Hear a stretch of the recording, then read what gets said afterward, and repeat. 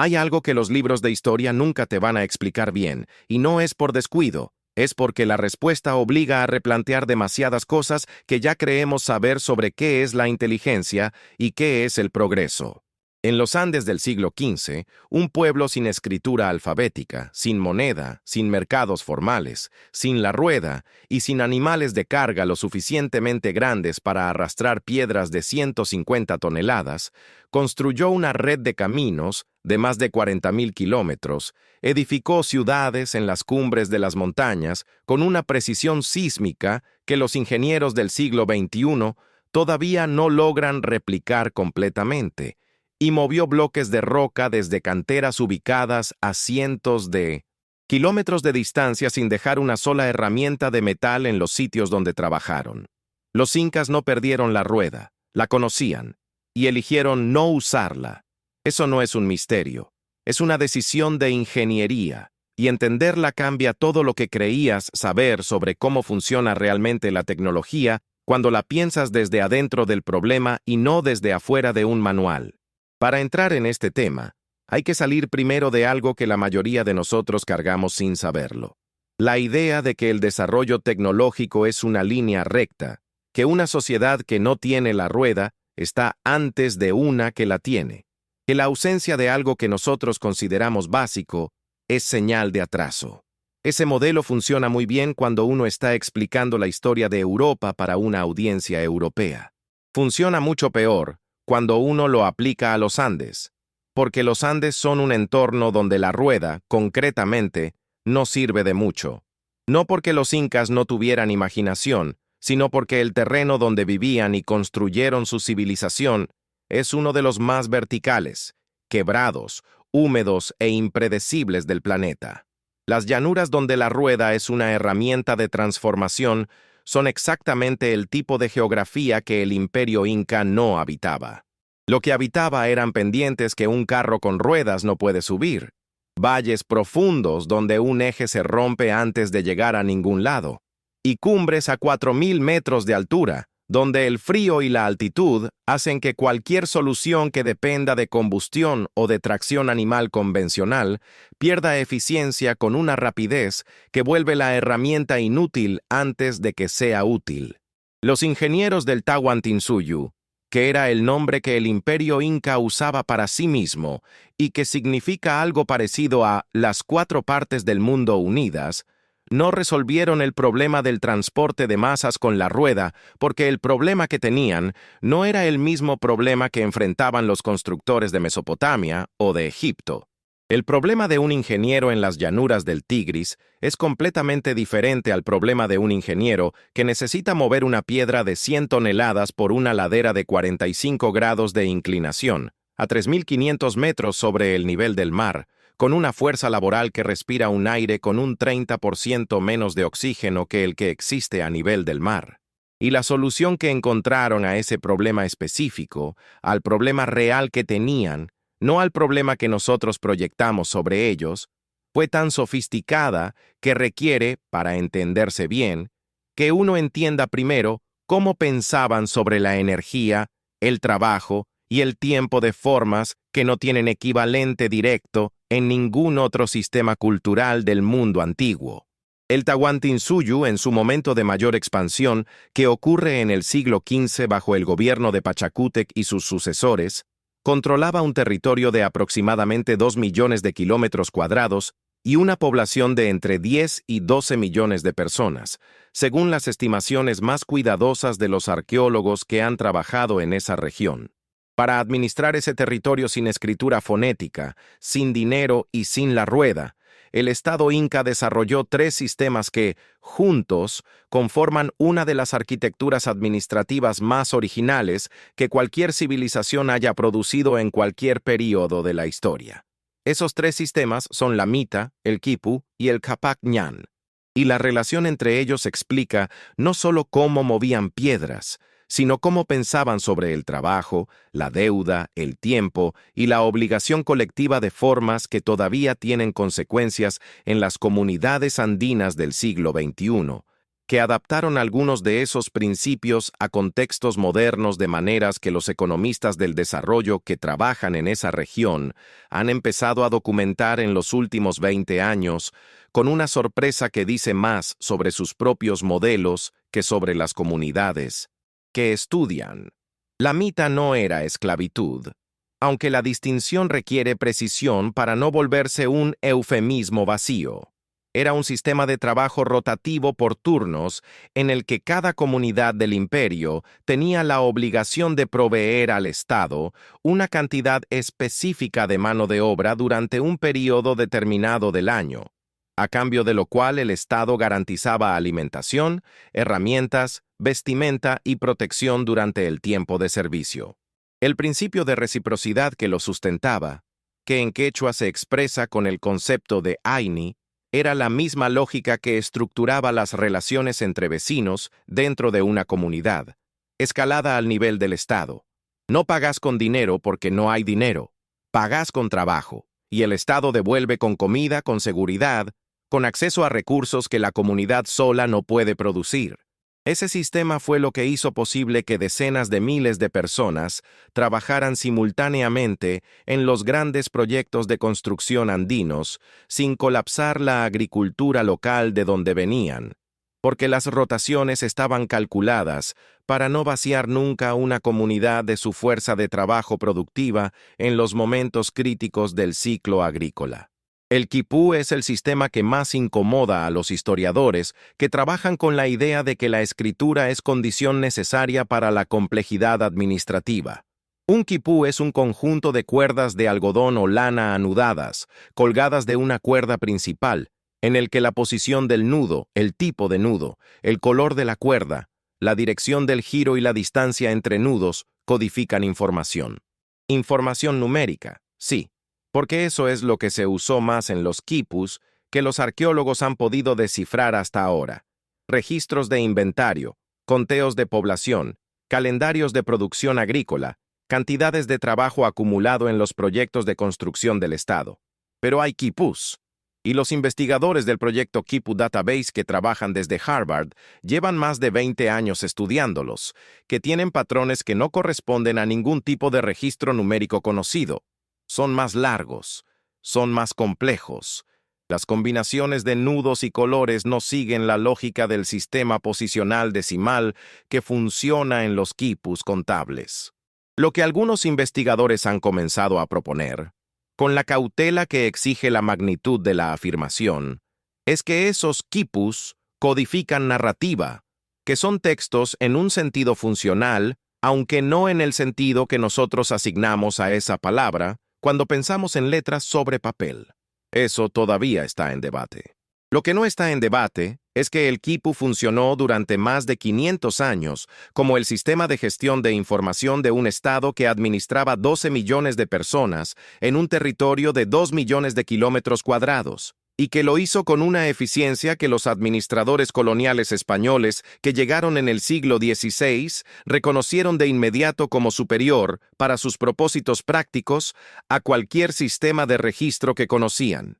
Los primeros virreyes del Perú usaron quipus, no porque fueran románticos del pasado indígena, porque funcionaban y porque los quipucamayocs, los especialistas que los leían e interpretaban, eran las únicas personas que tenían el conocimiento sobre la distribución de la población y los recursos del territorio que los nuevos administradores necesitaban para gobernar. El proceso de destrucción sistemática de los quipus por parte de la Iglesia Católica colonial, que los declaró instrumentos del demonio en la década de 1580 y ordenó quemarlos, destruyó una cantidad de información que los historiadores no pueden estimar con precisión, porque la escala de lo perdido es demasiado grande para reconstruirla a partir de lo que sobrevivió. Lo que sobrevivió son aproximadamente 900 quipus, distribuidos en museos de Perú, Europa y Estados Unidos. 900 de un sistema que estuvo en uso en un territorio de 2 millones de kilómetros cuadrados durante más de un siglo de funcionamiento pleno. La proporción de lo que se conserva respecto a lo que existió es tan pequeña que cualquier conclusión definitiva sobre lo que el quipu podía y no podía hacer es, en el estado actual de la investigación, provisional. Y provisionalmente, lo que sabemos es suficiente para replantear la pregunta que organiza este video, porque el quipú era parte del sistema de ingeniería que hizo posible la construcción inca, no solo como herramienta contable, sino como instrumento de coordinación de trabajo en una escala que sin él habría sido imposible de gestionar. Los quipucamayocs que registraban cuántas personas de qué comunidad habían trabajado, cuántos días en qué proyecto, con qué herramientas, produciendo qué cantidad de trabajo medible, estaban haciendo algo que hoy llamaríamos gestión de proyectos.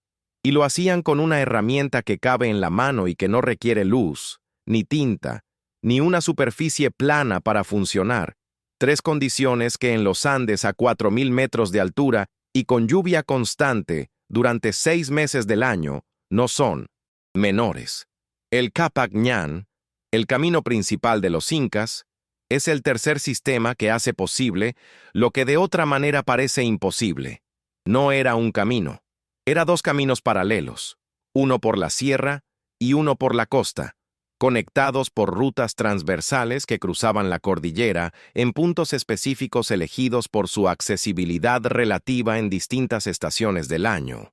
En total, como ya mencionamos, más de 40.000 kilómetros de infraestructura construida, pavimentada en las secciones donde el terreno lo requería, con muros de contención en las zonas de derrumbe, con puentes colgantes sobre los ríos, con estaciones de descanso llamadas tambos distribuidas a intervalos que correspondían a una jornada de marcha, con depósitos de alimentos llamados colcas, ubicados en puntos estratégicos del recorrido. La UNESCO reconoció el Capac Ñan como Patrimonio de la Humanidad en 2014, y la declaratoria incluyó secciones en 6 países: Argentina, Bolivia, Chile, Colombia, Ecuador y Perú. No 1, 6. Porque el camino que los incas construyeron sin ruedas y sin explosivos sigue existiendo en partes suficientemente intactas para que el organismo de preservación cultural más importante del mundo lo considere un bien que merece protección internacional. Los tambos eran la clave logística del sistema. Cada tambo almacenaba comida, herramientas, ropa, armas y cualquier recurso que los chasquis, los corredores de larga distancia que transmitían información y bienes a lo largo del camino, pudieran necesitar. Un chasqui individual no corría los 40.000 kilómetros. Corría entre 2 tambos, entregaba su carga al siguiente y regresaba. El sistema de relay que eso producía era capaz de mover información desde Cusco, la capital del imperio, hasta Quito, en el actual Ecuador, en un tiempo que los historiadores que han calculado las distancias y las velocidades registradas en las fuentes estiman en aproximadamente 5 días. Quito está a más de 2.000 kilómetros de Cusco en línea recta, y el camino que los conectaba no era línea recta, sino montaña. 5 días para mover información a 2.000 kilómetros a través de los Andes, sin caballo, sin papel, sin telégrafo. Ese dato es el tipo de cosa que uno lee, y luego tiene que dejar de leer por un momento para procesar lo que acaba de entender. Ahora vamos a lo que más preguntas genera y que más rápido se convierte en territorio de teorías extrañas cuando no se explica con cuidado: las piedras. Machu Picchu, Sacsayhuamán, Ollantaytambo. Los sitios arqueológicos incas más conocidos comparten una característica que ningún guía turístico del mundo puede explicar sin pausar y cambiar el tono de voz.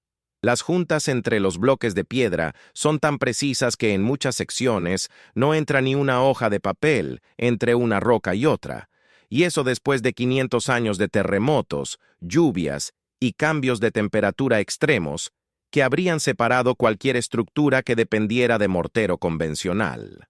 Lo primero que hay que decir es que eso no requiere ninguna tecnología extraterrestre ni ningún conocimiento perdido en el sentido místico del término. Requiere algo que tenemos disponible y que elegimos no aplicar porque cuesta tiempo, trabajo y paciencia en cantidades que la economía moderna no puede justificar.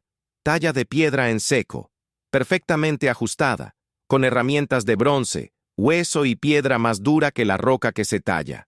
Los incas usaban bronce, no hierro. El hierro llegó a los Andes con los españoles. Pero el bronce, en manos de personas entrenadas durante años en el trabajo de cantería, es capaz de hacer exactamente lo que vemos en los sitios arqueológicos andinos y las marcas de herramienta que los arqueólogos han identificado en las superficies de las piedras menos expuestas de Sacsayhuamán confirman ese proceso. La diferencia entre lo que los incas hacían y lo que nosotros haríamos hoy no es una diferencia de tecnología en el sentido de capacidad. Es una diferencia de economía del trabajo. Un cantero inca, con herramientas de bronce, bien entrenado, trabajando en una piedra de 50 toneladas durante meses, ajustando la superficie con percutores de piedra cada vez más pequeños hasta lograr el encaje perfecto, producía algo que una máquina moderna con herramientas de acero produce en horas. La máquina moderna es más rápida, no es más precisa. En algunos casos, los ingenieros que han intentado replicar las juntas incas con tecnología moderna han descubierto que el resultado tiene más variación milimétrica que el original, no menos. El sistema de construcción que produjo esos resultados tiene un nombre técnico: aparejo poligonal.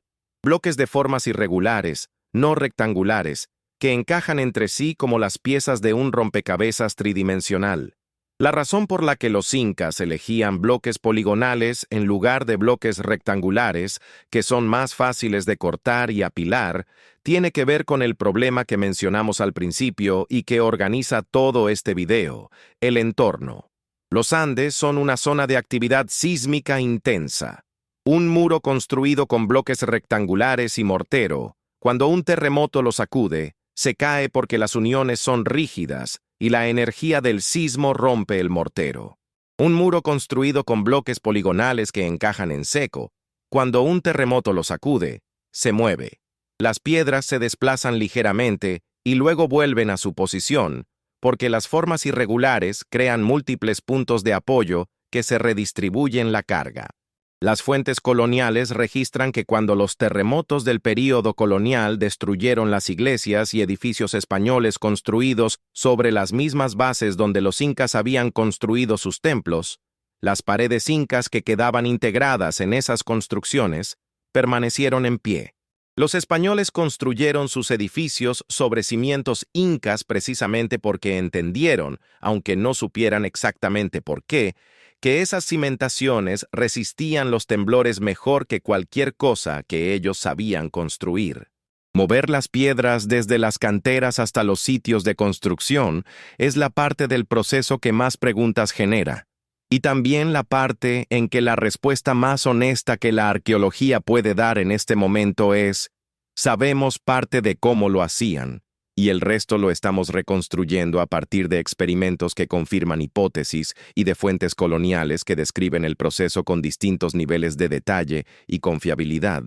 Lo que sabemos con certeza es que usaban trineos de madera con correderas lubricadas con arcilla húmeda o arena, que permitían que grupos grandes de personas arrastraran bloques muy pesados por superficies preparadas. Lo que sabemos también es que usaban rampas, palancas de madera y sistemas de cuerdas que distribuían la tensión entre múltiples puntos de anclaje. Lo que sabemos además es que la mano de obra disponible era enorme, que el sistema de mita garantizaba decenas de miles de trabajadores en los grandes proyectos, y que la organización de esa fuerza laboral estaba coordinada por los quipucamayocs con un nivel de detalle que convertía la logística de construcción en algo tan administrado como una operación militar moderna. El experimento más conocido que intentó replicar el movimiento de piedras incas fue realizado en 1997 por el arqueólogo Johann Reinhardt y su equipo en los Andes peruanos, usando solo materiales y métodos disponibles en el período precolombino.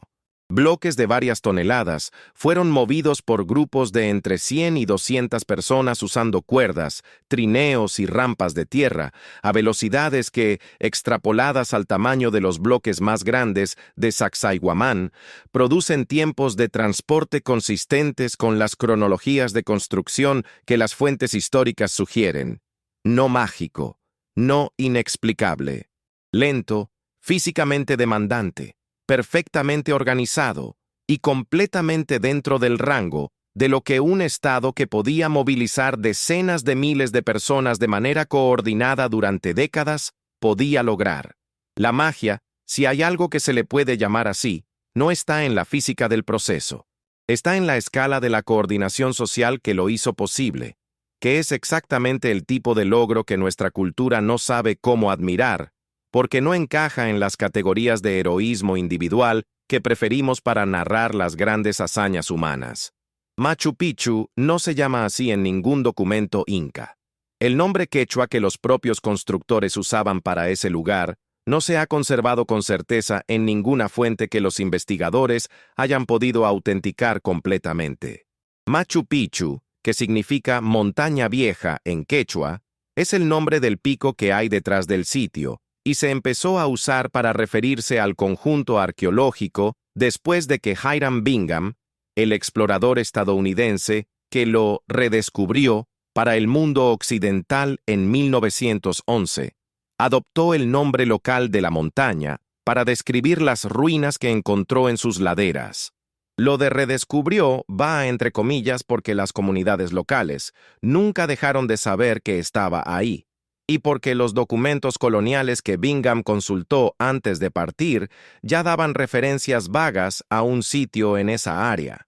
Lo que Bingham hizo fue sistematizar el registro, fotografiarlo, publicarlo en National Geographic y conectarlo con los circuitos de atención académica y mediática que determinaban qué existía y qué no existía para el mundo fuera de los Andes. Ese proceso de visibilización tuvo consecuencias que todavía hoy afectan quién controla el sitio, quién se beneficia del turismo que genera y qué preguntas se hacen sobre él. Las preguntas que los arqueólogos hacen sobre Machu Picchu en el siglo XXI son muy distintas de las que hacía Bingham. Ya no es la pregunta de qué es. Lo que el consenso actual establece, con base en la evidencia arqueológica acumulada en más de 100 años de investigación, es que Machu Picchu era probablemente una yacta real, una residencia de élite asociada al Zapa Inca Pachacútec, el gobernante que inició la expansión masiva del Tahuantinsuyo en la segunda mitad del siglo XV. No era la capital del imperio, que era Cusco. No era un refugio de las vírgenes del sol, que es una narrativa popular que mezcla datos reales sobre las acllas, mujeres seleccionadas para servicio religioso y estatal, con fantasías románticas coloniales que dicen más sobre quienes las fabricaron que sobre las mujeres que vivían en el sitio. Era un lugar de poder político, religioso y administrativo, construido para expresar algo sobre la capacidad del Estado inca, que es exactamente lo que expresaba cuando estaba funcionando y que, paradójicamente, sigue expresando 500 años después, ahora en ruinas, para una audiencia de casi 1,5 millones de visitantes anuales. Lo que el sitio expresa, si uno lo mira sin la capa de narrativa turística que lo recubre, es una comprensión del paisaje que no tiene equivalente simple en ninguna otra tradición de arquitectura que conozcamos. El emplazamiento de Machu Picchu no es accidental. Está construido exactamente en el punto donde dos líneas de montañas convergen creando una silla de montar natural, con el río Urubamba formando un meandro casi completo alrededor de la base. Los investigadores que han estudiado la orientación de los edificios del sitio han identificado alineaciones con los solsticios, con la constelación de las Pléyades, con la salida de Venus en ciertos periodos del calendario astronómico andino. El Intihuatana, la piedra que actúa como reloj solar y que está en el punto más alto del sector urbano del sitio, no es decorativa. Es un instrumento de medición con el que los sacerdotes astrónomos registraban las fechas que organizaban el calendario agrícola y ritual del que dependía la administración del Estado. No tenían telescopios. Tenían décadas de observación sistemática, registrada en quipus que ya no existen, transmitida en tradición oral que la conquista interrumpió, y materializada en piedra en una posición que los ingenieros que han estudiado el sitio confirman que es geométricamente precisa en su relación con los eventos astronómicos que captura. La agricultura de Machu Picchu es otra de las cosas que nadie te cuenta bien en los tours y que vale la pena entender porque revela el mismo tipo de inteligencia práctica que vemos en todo lo demás. El sitio tiene terrazas agrícolas, llamadas andenes, que no son simplemente campos escalonados para aprovechar la pendiente. Tienen una ingeniería de drenaje específica, capas de materiales distintos, desde grava hasta tierra fina, distribuidos en profundidades calculadas para retener la humedad que las plantas necesitan, sin acumular el exceso de agua que en los Andes tropicales destruiría cualquier cultivo. Los arqueólogos que excavaron los andenes de Machu Picchu encontraron esa estratigrafía intacta y la reconocieron como un sistema de irrigación y drenaje que habría funcionado perfectamente para mantener cultivos en un microclima que la altitud y la nubosidad hacen particularmente difícil para la agricultura convencional. El Estado Inca no construyó Machu Picchu en esa montaña a pesar del entorno. Lo construyó ahí porque entendía el entorno con suficiente detalle como para convertir sus características más difíciles en ventajas. Cusco, la capital, es el ejemplo que mejor muestra lo que el Estado Inca entendía sobre la relación entre ciudad y territorio. El diseño urbano de Cusco, según las fuentes coloniales y los estudios arqueológicos que han podido trabajar debajo de la ciudad moderna que se construyó encima, seguía la forma de un puma visto desde arriba. Sacsayhuamán, el complejo defensivo en la colina norte, formaba la cabeza. El centro ceremonial y administrativo de la ciudad formaba el cuerpo. Esa no era solo estética, era cosmología materializada en urbanismo. La misma lógica que hacía que cada piedra del Coricancha, el templo del sol, estuviera recubierta de oro no como decoración, sino como afirmación de que ese lugar era literalmente la casa de la deidad solar que organizaba el tiempo, la agricultura y el poder político del imperio. Lo que los españoles encontraron cuando llegaron a Cusco no era una ciudad primitiva, era una ciudad donde cada elemento arquitectónico era un enunciado político y religioso en un idioma que entendían perfectamente quienes habían crecido dentro de ese sistema de significados, y que los conquistadores destruyeron sistemáticamente no por ignorancia de su valor, sino precisamente porque entendían que su destrucción era la condición para establecer otro sistema de significados en su lugar. La conquista española de 1532 es el evento que más distorsiona la comprensión popular de los incas, no porque se cuente mal en los hechos básicos, sino porque se enmarca de maneras que obligan a preguntas equivocadas. La pregunta que más se hace es, ¿cómo pudo un grupo de menos de 200 españoles derrotar a un imperio de 12 millones de personas? La respuesta que más se da, y que tiene parte de verdad, habla de las enfermedades que llegaron antes que los conquistadores, de la viruela que mató entre el 30 y el 50% de la población andina antes de que Pizarro cruzara el Tahuantinsuyo, de los caballos y las armas de acero que los incas no conocían. Todo eso es real. Pero hay una parte que esa respuesta omite siempre, y que es tan importante como los caballos y la viruela. Cuando Pizarro llegó, el imperio inca estaba en el medio de una guerra civil. Huáscar y Atahualpa, dos hijos del Zapa inca Huayna Capac, llevaban años enfrentados por el control del trono, y Atahualpa acababa de ganar esa guerra con una brutalidad que había dejado a enormes sectores del imperio con razones concretas para no defenderlo activamente. Los españoles no derrotaron al imperio inca. Se insertaron en una fractura que el imperio ya tenía, y usaron esa fractura con una habilidad política que Pizarro y sus capitanes demostraron repetidamente a lo largo de la conquista. Capturaron a Atahualpa en Cajamarca usando un engaño que solo funciona si el engañado nunca ha visto nada parecido antes, que era exactamente el caso. Y una vez que tuvieron al Zapa inca prisionero, el Estado inca entró en un estado de parálisis parcial porque toda su estructura de mando convergía en la persona del gobernante de formas que no tenían equivalente en la experiencia política de las élites regionales que habrían podido organizar una resistencia. Esa no es una historia de superioridad cultural o tecnológica de un lado, ni de ingenuidad fatal del otro. Es la historia de cómo un sistema político extremadamente sofisticado, en los términos de lo que necesitaba para funcionar en su entorno habitual, se vuelve vulnerable cuando enfrenta algo para lo que no estaba diseñado, que es exactamente lo que le pasa a todos los sistemas políticos en algún momento de su historia. La resistencia inca existió y fue prolongada.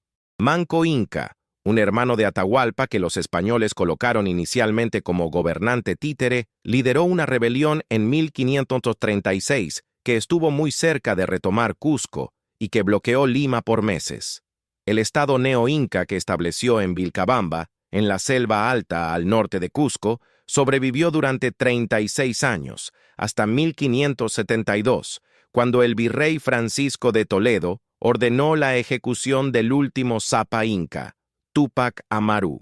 36 años de resistencia activa contra la potencia colonial más poderosa del mundo del siglo XVI, con recursos disminuidos, territorio reducido y la mitad de la población muerta por enfermedades.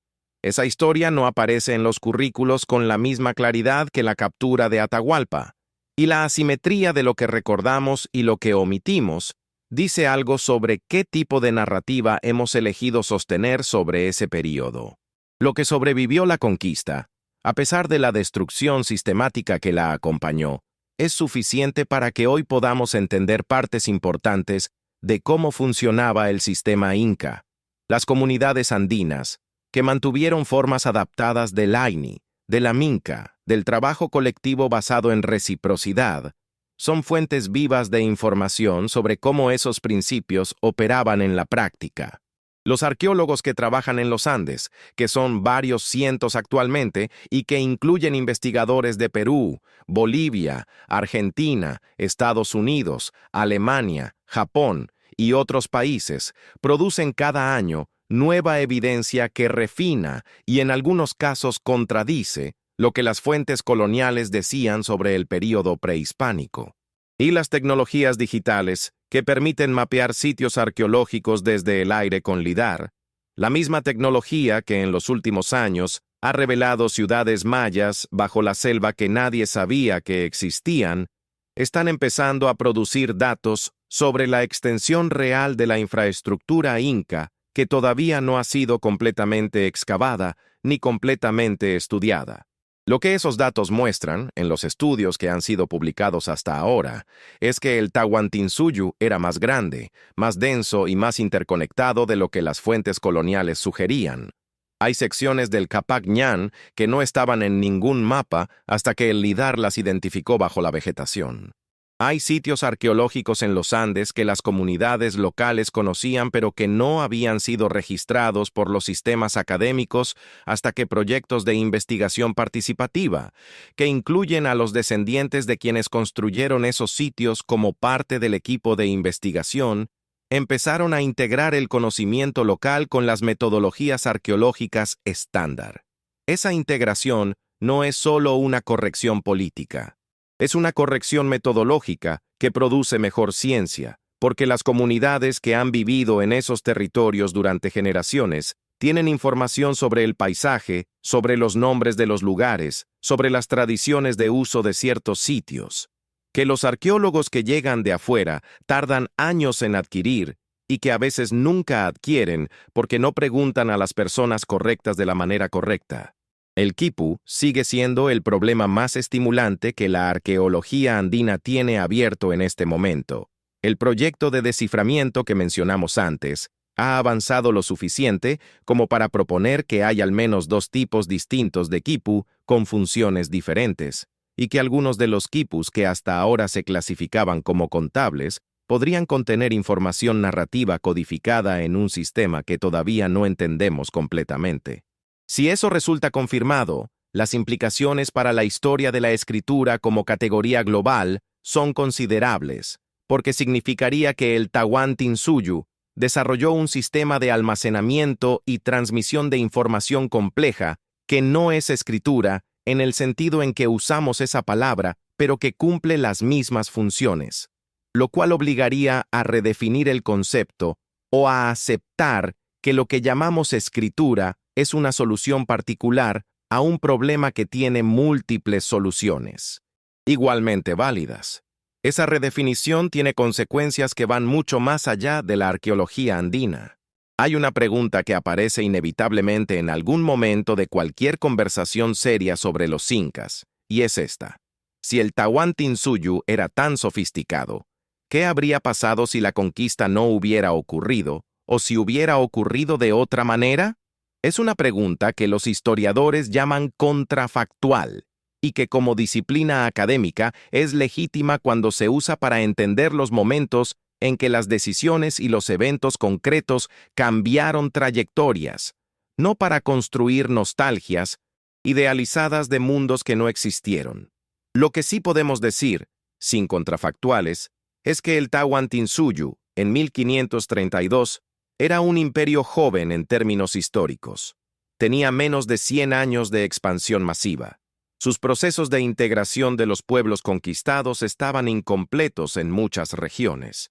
Sus propias tensiones de sucesión, que la guerra civil entre Huáscar y Atahualpa demostró con claridad, no habían sido resueltas de manera que garantizara estabilidad a largo plazo. Era, como todos los imperios en algún punto de su historia, un experimento en curso, y los experimentos en curso pueden ir en muchas direcciones. Lo que la ingeniería inca revela, cuando uno la lee con el detalle que merece, es que el Tahuantinsuyo había desarrollado respuestas específicas, originales y efectivas a los problemas específicos, originales y difíciles que el entorno andino planteaba. Esas respuestas no eran transferibles sin modificación a otros entornos, que es exactamente la misma cosa que podemos decir de la ingeniería romana, o de la hidráulica árabe medieval, o de la arquitectura gótica europea. Cada tradición de ingeniería es una respuesta a un conjunto de problemas situados. La diferencia no es que unas sean universalmente superiores y otras no. La diferencia es qué preguntas estás haciendo y para qué entorno estás buscando respuestas. Esa perspectiva no es relativismo. Es el reconocimiento de que la inteligencia humana no tiene una única forma, y que los juicios de valor sobre qué técnica es mejor requieren especificar primero para qué y dónde mejor. Los andenes que los incas construyeron en los Andes, esas terrazas agrícolas con su ingeniería de drenaje milimétrica, no son ruinas en el sentido de estructuras que ya no funcionan. Muchos de ellos, en regiones de Perú y Bolivia, siguen siendo utilizados por comunidades locales que los mantienen activos o que los han rehabilitado después de períodos de abandono. Proyectos de desarrollo agrícola financiados por organizaciones internacionales han comenzado en los últimos 20 años a documentar que los andenes prehispánicos, cuando se rehabilitan con las técnicas originales, producen mejores resultados en términos de retención de humedad, control de erosión y resiliencia ante variaciones climáticas que los sistemas de terrazas introducidos durante el período colonial o modernos. Eso no es romanticismo del pasado. Es agronomía comparada con resultados medibles, y los resultados hablan de una ingeniería que, en su contexto específico, sigue siendo difícil de mejorar medio milenio después de que fue diseñada. Los puentes de cuerda que el Tahuantinsuyo construyó sobre los ríos andinos son otra expresión de la misma lógica. Los ríos en los Andes no son estables. En las épocas de lluvia pueden subir varios metros en pocas horas. Un puente de piedra sobre un río andino que crezca así no sobrevive. Un puente de cuerda tejida con fibra de ichú, la gramínea que crece en la puna, que puede oscilar con la carga y con el viento, que puede ser reemplazado cuando se desgasta sin destruir la estructura entera, y que la comunidad local mantiene con trabajo colectivo renovado cada año, resuelve el problema que el entorno plantea con materiales que el entorno proporciona. El Cu es Huachaca, el puente de cuerda sobre el río Apurímac, en Cusco. Es el último puente inca que sigue siendo reconstruido anualmente por las comunidades locales usando las técnicas y los rituales originales. Fue declarado Patrimonio Cultural Inmaterial por la UNESCO en 2013. Que ese proceso de reconstrucción colectiva haya sobrevivido 500 años de colonialismo, de transformación económica, de desplazamiento de población y de cambio cultural masivo, es en sí mismo un hecho que dice algo sobre la profundidad con que ciertas prácticas se incrustan en la vida de las comunidades que las produjeron. Todo lo que hemos hablado hoy, la mita, el quipu, el Capac Ñan, los andenes, los puentes, la arquitectura sísmica, la astronomía materializada en piedra, es parte de una misma respuesta a la misma pregunta. ¿Qué hace un pueblo cuando el entorno que habita es uno de los más difíciles del planeta y necesita organizarse a escala de un imperio para sobrevivir y prosperar en él? La respuesta que los incas dieron a esa pregunta no fue la que habríamos dado nosotros. No podía serlo, porque nosotros no somos ellos y ellos no eran nosotros. Y las respuestas a los problemas situados siempre tienen esa forma irrepetible que es la marca de que alguien pensó el problema desde adentro y no lo resolvió con una solución prestada de otro contexto. Lo que sí podemos hacer, y lo que este video intenta hacer, es entender esa respuesta con suficiente detalle como para reconocer la inteligencia que contiene, que es diferente al tipo de inteligencia que los libros de historia que nos dieron celebraban, pero no menos real ni menos admirable por eso. Si mientras escuchabas esto apareció en tu cabeza un «espera», pero eso significa que escríbelo en los comentarios, no el resumen ordenado de lo que aprendiste. Esa pregunta sin terminar, esa conexión que hiciste con algo que ya sabías, ese momento en que algo no cuadró o cuadró demasiado bien. Hay personas en esta comunidad que leen los comentarios con tanta atención como leen los videos. Y una pregunta bien hecha en los comentarios vale más que 100 respuestas que ya saben lo que van a decir antes de escribirlas. ¿Viviste en una comunidad con formas de trabajo colectivo parecidas a Laini? ¿Conoces algún lugar en México donde todavía se practiquen formas de reciprocidad comunitaria que tengan raíces en los pueblos prehispánicos? Eso es exactamente el tipo de historia que esta comunidad necesita escuchar, y que ningún libro académico va a contar con la misma honestidad que alguien que lo vivió. Este canal existe porque hay personas que quieren que exista. Y si hoy llegaste hasta acá, no por casualidad, sino porque algo en este tipo de historia te importa, entonces, sabes ya lo que significa suscribirte. No es un botón automático. Es una forma de decir que la próxima vez que investiguemos algo que nadie más está contando con este nivel de detalle, vas a estar ahí. Y si hay una civilización, un momento histórico, una figura de la historia precolombina de México o de América que quieras que investiguemos, ese espacio también es tuyo. Esta comunidad la construimos con lo que traemos cada quien, y lo que traes tú, lo que viviste, lo que te enseñaron, lo que te callaron, tiene un lugar aquí.